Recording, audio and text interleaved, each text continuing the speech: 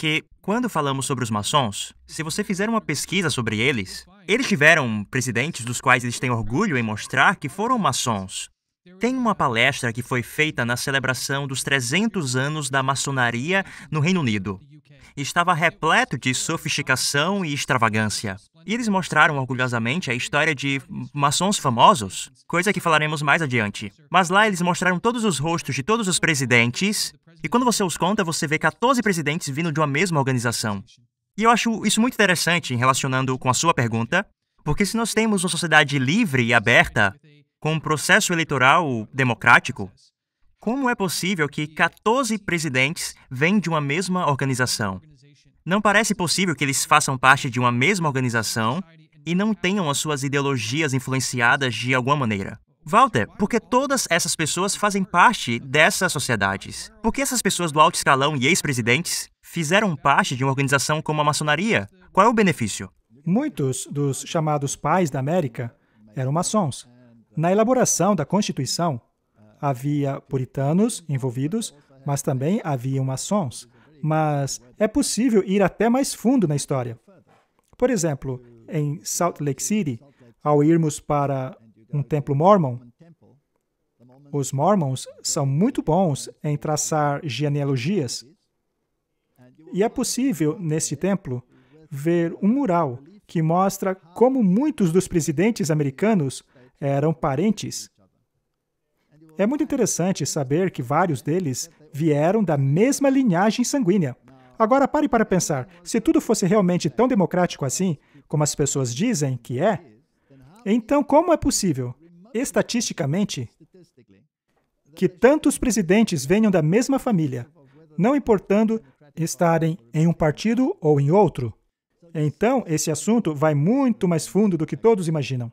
Acho que precisamos parar e perceber que talvez nossa audiência nunca tenha escutado essas informações antes. Você disse que cada presidente dos Estados Unidos, quando olhamos sua árvore genealógica, vem de uma mesma família. É isso mesmo? É como eu disse, se você for lá no Templo Mormon, em Salt Lake City, em um de seus corredores, há uma gravura mostrando o parentesco de todos os presidentes, o que é absolutamente impressionante. E, ao fazermos uma pesquisa na internet a respeito destes presidentes, você verá que é isso mesmo. Isso ultrapassa até mesmo as fronteiras raciais. Por exemplo, o Obama era relacionado aos outros presidentes através de sua mãe. Então, é óbvio que há uma linha permeando todos eles. E todos eles parecem pertencer a sociedades secretas. Alguns deles pertencem à maçonaria e a outras suborganizações. Por exemplo, a capítulo 322, que era o capítulo do Caveira e Ossos, que mencionamos no último programa. E ao voltarmos na história, veremos que o capítulo 322 é o capítulo dos Illuminatis. E de onde vêm os Illuminatis? Eles foram fundados por Adam Weishaupt, em Ingolstadt, na Alemanha. E esta organização foi aparentemente destruída. Mas será que foi mesmo? Quem foi Adam Weishaupt? Ele era um jesuíta, o que torna a coisa toda ainda mais interessante.